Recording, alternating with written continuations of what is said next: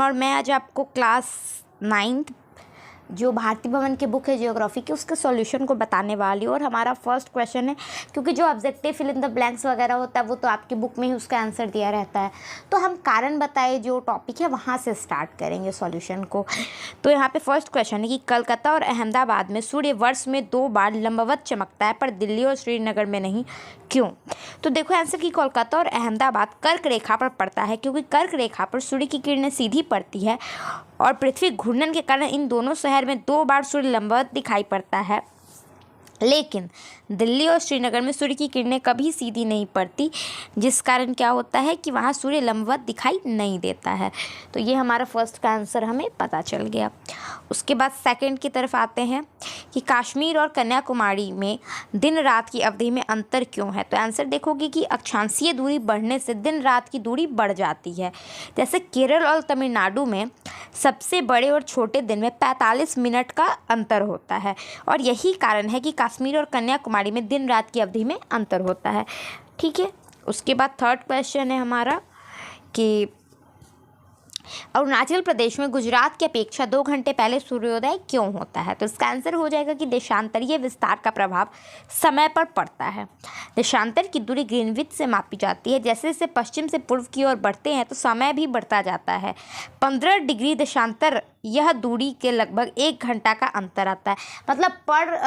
मतलब जो 15 डिग्री देशांतर पे अगर हम आगे बढ़ते हैं ना तो 1 घंटा टाइम हो जाएगा, फिर उससे आगे बढ़ेंगे फिर 15 डिग्री करने में हमें 1 घंटा का टाइम जाता है। ठीक है, तो वही है। इसी कारण अरुणाचल प्रदेश में क्या होता है, 2 घंटे बाद गुजरात में सूर्योदय होता है। मतलब पहले अरुणाचल प्रदेश में होता है और उसके बाद हमारा कहाँ पे होता है, तो वो गुजरात में होता है। उसके बाद अति लघु क्वेश्चन है जो कि 3 ही है, तो उसके आंसर को हम देखते हैं। फर्स्ट है कि भारत में अधिकतम लंबाई उत्तर से दक्षिण कितनी है। तो आप देखोगे कि भारत की जो अधिकतम लंबाई है उत्तर से दक्षिण वो 3214 किलोमीटर है। ठीक है, मतलब 3214 किलोमीटर। बट ऐसे ना याद करने के लिए हम लोग याद किए थे 3214, तो ये माइंड में रहता है। सेकंड क्वेश्चन है कि भारत में किस राज्य में जो सूर्यास्त है वो सबसे पीछे होता है। तो भारत में गुजरात राज्य में सूर्यास्त सबसे पीछे होता है, क्योंकि वो एकदम सबसे लास्ट में पड़ता है। ठीक है, और सूरज जो क्या है वो पूरब से उगता है, तो पूरब में तो अरुणाचल प्रदेश होता है, और पश्चिम जाते जाते पश्चिम में उसको क्योंकि देशांतरीय दूरी तय करनी पड़ती है तो 2 घंटे लेट हो जाता है। अभी हमने देखा था कारण बताए में। फिर है कि कर्क रेखा भारत के किस भाग से गुजरती है। तो कर्क रेखा जो वो है वो 23 डिग्री 30 उत्तरी अक्षांश से भारत के बीचों बीच गुजरती है। ठीक है, उसके बाद यहाँ से हमारा लघु उत्तर ये स्टार्ट हो जाता है कि भारत के किस महासागर के शीर्ष पर स्थित है। भारत किस महासागर के शीर्ष पर स्थित है। तो भारत जो है वो हिंद महासागर के देश पर के शीर्ष पर स्थित है। आप देखो भारत एकमात्र ऐसा देश है ना जिसके नाम पर किसी समुद्र का नाम है, नहीं तो ऐसा जनरली नहीं देखा गया है। कोई भी समुद्र का नाम किसी भी देश के नाम पर नहीं है सिवाय हिंद महासागर जो कि भारत के इस पे है। ठीक है, तो ये याद रखो। सेकंड है कि भारत की दृष्टि से क्षेत्रफल की दृष्टि से भारत में बड़े सभी देशों के नाम बताते हैं। तो अब देखो क्षेत्रफल की दृष्टि से जो भारत है वो 7वां नंबर पे आता है, और उससे पहले है रूस, कनाडा, अमेरिका, चीन, ब्राज़ील, ऑस्ट्रेलिया एंड भारत। ठीक है, भारत तो है ही। उसके बाद थर्ड क्वेश्चन है कि भारत की अक्षांश और देशांतर के बीच स्थित है। उसके बाद थर्ड क्वेश्चन है कि भारत के अक्षांशरीय और देशांतरीय बीच स्थित है। तो देखोगे कि ये 8 डिग्री 4 उत्तर से 37 डिग्री 6 उत्तर अक्षांश के बीच, और 68 डिग्री 7 पूरब से 97 डिग्री 25 पूरब देशांतर में स्थित है भारत। ठीक है, उसके बाद क्या है, भारत की अधिकतम लंबाई किलोमीटर में कितनी और किस दिशा में है। तो अधिकतम लंबाई जो है वो 3214 है, जो कि उत्तर से दक्षिण में। जब हम जम्मू कश्मीर से लेकर तमिलनाडु तक के डिस्टेंस को मापते हैं तो वो सबसे अधिक होता है, क्योंकि लंबाई ज़्यादा है, चौड़ाई कम है। उसके बाद फिफ्थ क्वेश्चन है कि भारत के दक्षिण पश्चिम में कौन सा भारतीय द्वीपपुंज स्थित है। तो ये कन्याकुमारी अंतरिक्ष द्वीपपुंज जो है वो दक्षिण पश्चिम में स्थित है।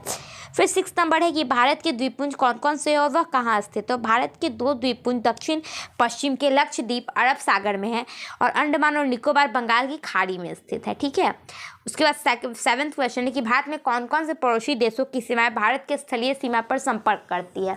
तो आप यहाँ पर देखोगे कि 7 पड़ोसी जो देश हैं उसकी सीमाएं भारत के साथ साझा करती है। पहला है पाकिस्तान, फिर चाइना, नेपाल, भूटान, श्रीलंका, म्यांमार, बांग्लादेश और मतलब ये इतना सारा कुछ क्या है वो सीमाएं शेयर करता है भारत के साथ।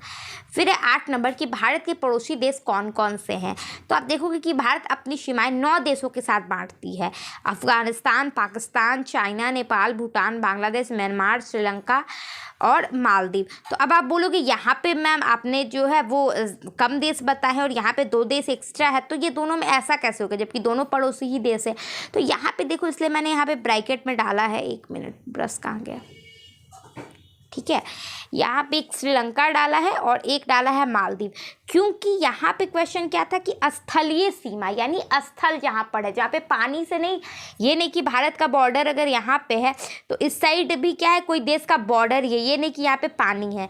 तो जहाँ पे बॉर्डर ही है वो 7 देश है, लेकिन अगर हम टोटली की बात करें कि पड़ोसी देश में तो सारे ही आ जाएंगे, तो वहाँ पर ये दोनों देश भी आ जाते हैं। वैसे ये दोनों समुद्र से मतलब सटते हैं, ठीक है।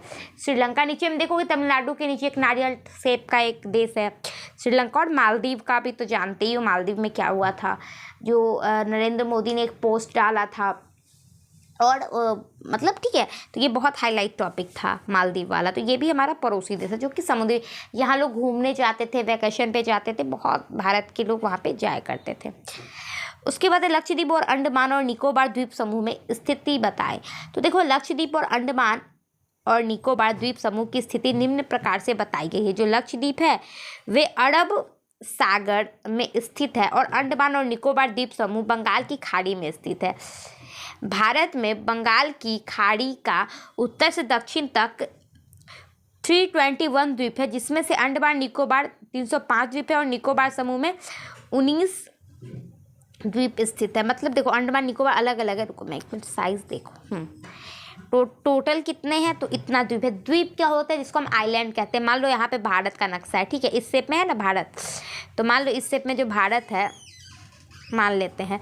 तो उसके बाद ना भारत का एरिया सिर्फ इतना ही नहीं है, वो क्या है अलग अलग जगहों पे भी ऐसे ऐसे आइलैंड की तरह है, तो उसे ही हम क्या कहते हैं, द्वीप कहते हैं। यहाँ पे भी लोग रहते हैं, घूमने जाते हैं और मतलब वैकेशन के लिए बहुत अच्छी जगह होती है यहाँ पे। तो इसलिए क्या होता है ना, यहाँ पे जो वो टोटल है वो 321 है, जिसमें से 305 तो वो अंडमान में आती है और जो बाकी के 19 बच गए वो निकोबार में आते हैं। फिर है भारतीय उपमहाद्वीप किन देशों से मिलकर बना है। तो भारतीय उपमहाद्वीप में भारत, पाकिस्तान, बांग्लादेश, नेपाल, भूटान, मालदीव और श्रीलंका मिलकर बना हुआ है। 11वां क्वेश्चन है कि भारत के लिए मानक देशांतर की आवश्यकता क्यों है। तो भारत में अक्षांशीय और देशांतरीय विस्तार का प्रभाव तापमान, मौसम, समय आदि पर पड़ता है। देशांतरीय विस्तार का प्रभाव समय पर पड़ता है। देशांतर की दूरी ग्रीनविच से मापी जाती है, ठीक है। तो ये सब चीज़ों के कारण देशांतर आवश्यक हो जाता है। 12वां नंबर क्वेश्चन है कि 2 द्वीपीय देश के नाम बताएं जो भारत के पड़ोसी देश हैं। तो जो नेपाल और चाइना है ना वो द्वीपीय देश है और जो भारत के अपने पड़ोसी भी हैं, ठीक है। मेरे यहाँ से तो नेपाल मतलब समझ लो कि बहुत नज़दीक है, 2 घंटे के बाद हम लोग नेपाल में पहुँच जाएंगे, फिर भी हम लोग एक बार भी नहीं गए हुए हैं, ठीक है। 13 नंबर क्वेश्चन है कि जम्मू और कश्मीर एवं केरल, तमिलनाडु पर भौगोलिक स्थिति का जलवायु प्रभाव बताएं। तो आंसर हो जाएगा कि बढ़ते अक्षांश के अनुसार तापमान घटता जाता है क्योंकि इसकी दूरी विषुवत रेखा से बढ़ती जाती है। यही